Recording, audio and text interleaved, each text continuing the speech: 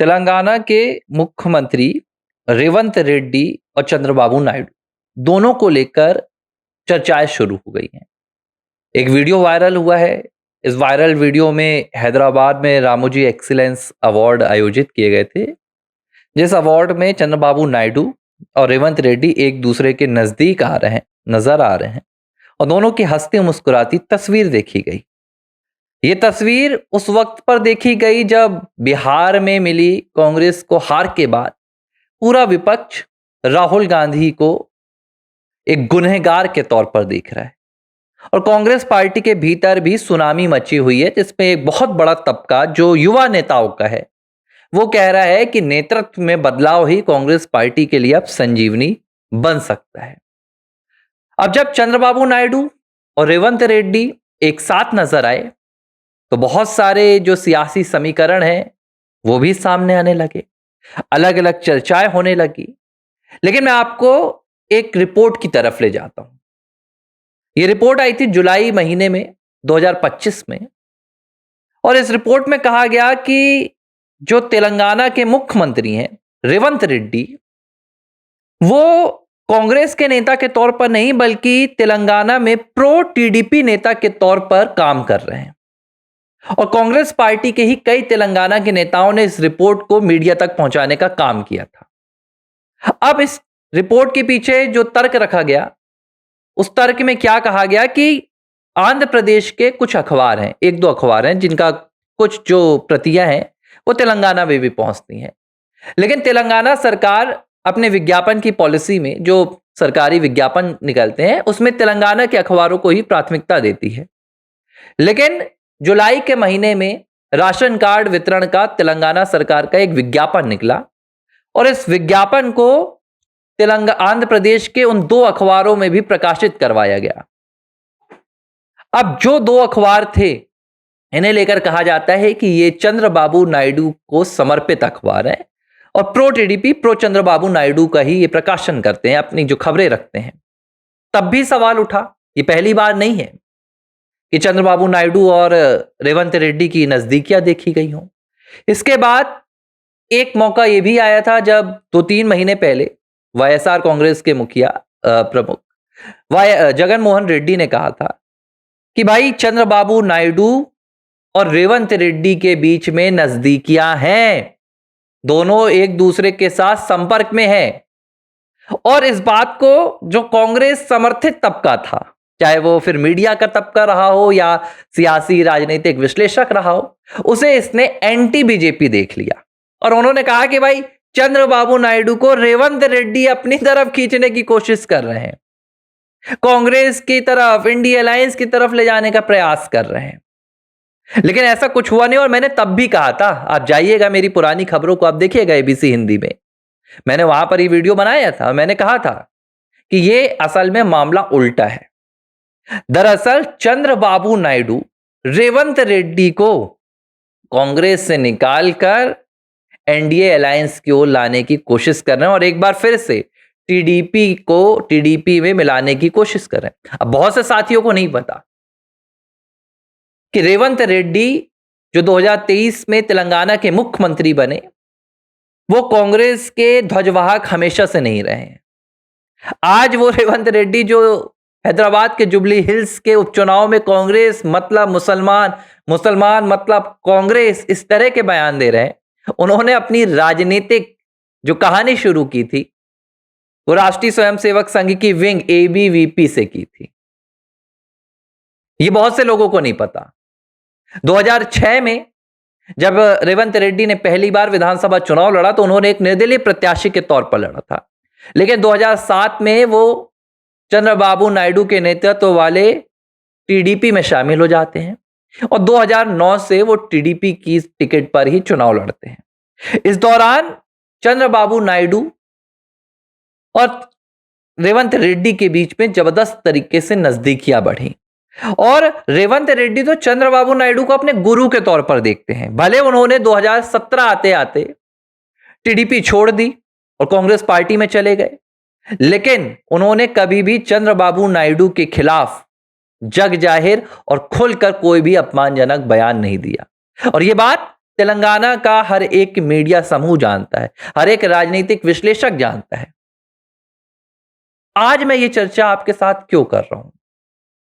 क्योंकि जो हैदराबाद से एक वीडियो आया है रामोजी एक्सीलेंस अवार्ड का, इस वीडियो में बहुत ही दिलचस्प नजारा दिखाया, बहुत ही दिलचस्प तस्वीर आई है, जिस तस्वीर को अगर आपने समझ लिया तो अगले 2 सालों के भीतर जो कहानी होने वाली है दक्षिण भारत के भीतर, आपको उसकी अभी से बानगी पता चल जाएगी।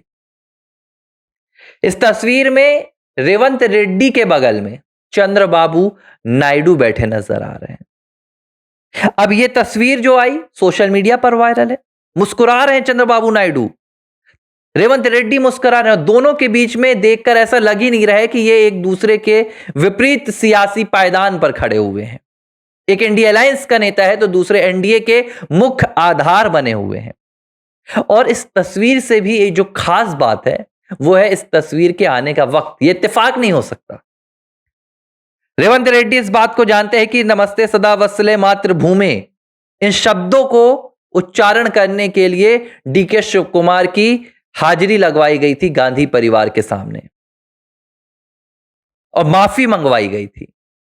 रेवंत रेड्डी ने जब कह दिया था कि मेरा कोई हाईकमान नहीं है, रेवंत रेड्डी से गांधी परिवार ने माफी मंगवाई थी। अब इन सब होने के बावजूद अगर रेवंत रेड्डी खुलेआम, सरेआम, जग जाहिर तौर पर चंद्रबाबू नायडू के साथ चेयर शेयर कर रहे हैं, कुर्सी साझा कर रहे हैं, मतलब संकेत साफ है कि रेवंत रेड्डी के मन में कुछ और ही चल रहा है। और ये चलाने वाला कोई और नहीं बल्कि दक्षिण में नरेंद्र मोदी की ताकत को बढ़ाने वाले चंद्रबाबू नायडू हैं। चंद्रबाबू नायडू को लेकर मैंने पहले भी अपडेट दी थी कि वो बार बार कोशिश कर रहे हैं कि रेवंत रेड्डी को कांग्रेस के खेमे से निकालकर एनडीए के खेमे में ले आए। अब इसमें क्या परेशानियां आ रही हैं यह अभी बहुत स्पष्ट नहीं हो पाया है, लेकिन यह तय है कि चंद्रबाबू नायडू जबरदस्त तरीके से इन्फ्लुएंस कर रहे हैं किसे, रेवंत रेड्डी को।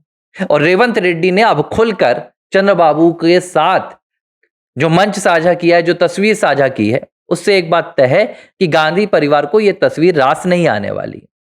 शशि थरूर ने पीएम मोदी के साथ मंच साझा किया। शशि थरूर को संसद में बोलने से रोक लगा दी गई। आज शशि थरूर कहते हैं कि आओ मेरी योग्यता का इस्तेमाल करो। एक अनाथ सांसद की तरह शशि थरूर कांग्रेस पार्टी के भीतर हैं। अनाथ क्यों कह रहा हूं? क्योंकि पार्टी उन्हें स्वीकार नहीं कर रही है। वो पार्टी के सांसद तो हैं लेकिन पार्टी उन्हें अपना नहीं मानती, तो अनाथ हो गए। ये शशि थरूर हैं। और यही हाल धीरे धीरे रेवंत रेड्डी का भी हो रहा है। रेवंत रेड्डी से देश विरोधी बयान दिलवाए जा रहे हैं। रेवंत रेड्डी पर दबाव बनाया जाता है कि आप किसी भी हाल में जुबली हिल्स का ये चुनाव जीतेंगे, उसके लिए आपको तुष्टीकरण की पराकाष्ठा को भी पार करना पड़े। कर दी उन्होंने।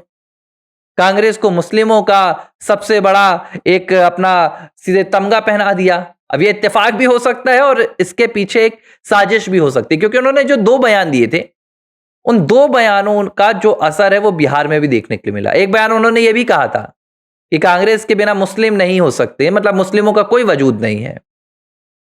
अब इन बयानों के पीछे कितनी सोच रखी गई थी, कितनी साजिश की गई थी, ये रेवंत रेड्डी जानते हैं। लेकिन इस तस्वीर से 2 संदेश और हैं। एक संदेश कि रेवंत रेड्डी गांधी परिवार की तानाशाही अब बर्दाश्त नहीं कर रहे हैं। रेवंत रेड्डी गांधी परिवार के इशारों पर चलने वाले कठपुतली नेता बनने के लिए तैयार नहीं है। अगर ऐसा होता तो वो चंद्रबाबू नायडू के साथ इस तरह एक चेयर को, एक सोफे को साझा कर फ्रेम में नहीं आते। उन्हें पता है कि इस तस्वीर का क्या असर होने वाला है। और दूसरी बात, चंद्रबाबू नायडू के साथ उनका इस तस्वीर में आना इस ओर भी जबरदस्त तरीके से इशारा कर रहा है कि दक्षिण के इस राज्य में, जो पहले कभी आंध्र प्रदेश का ही भाग हुआ करता था, वहां पर जबरदस्त तरीके से कांग्रेस के खिलाफ एक बहुत बड़ी प्लानिंग हो रही है। और इस प्लानिंग का कोई चाणक्य है तो वो फिलहाल टीडीपी मुखिया चंद्रबाबू नायडू हैं। जिन चंद्रबाबू नायडू को लेकर ये कहा जा रहा है कि वो भाई भरोसा नहीं कब पीएम मोदी का साथ छोड़ दें, ऐसा कांग्रेस के तमाम समर्थक उम्मीद लगाए रहते हैं, वही चंद्रबाबू नायडू बिहार चुनाव से पहले पीएम मोदी को शुभकामनाएं देते हैं, जिसमें वो कहते हैं कि एनडीए की ऐसी जीत होगी जो जीत कभी नहीं हुई होगी। नतीजे सामने आते हैं। जाहिर सी बात है कि अब एनडीए ताकतवर हो रहा है। दक्षिण में मैं उस तस्वीर की भी आपको याद दिला देता हूं, जब हाल ही में भी प्रधानमंत्री गए थे आंध्र प्रदेश, भगवा पहने हुए नजर आए थे चंद्रबाबू नायडू और पीएम मोदी। और यह संकेत है दक्षिण भारत में भगवे के एक जबरदस्त तरीके से प्रसार के। अब तेलंगाना में क्या होने वाला है इसके लिए थोड़ा इंतजार करना पड़ेगा, क्योंकि नवंबर में कर्नाटक में उफान आने वाला है। डीके शिव कुमार ने तैयारियां कर ली है, और डीके ने अगर ये उफान ला दिया तो एक साथ कर्नाटक और दूसरे नंबर पर तेलंगाना, यानी कि रेवंत रेड्डी, दक्षिण भारत से कांग्रेस का सुपड़ा साफ हो जाएगा।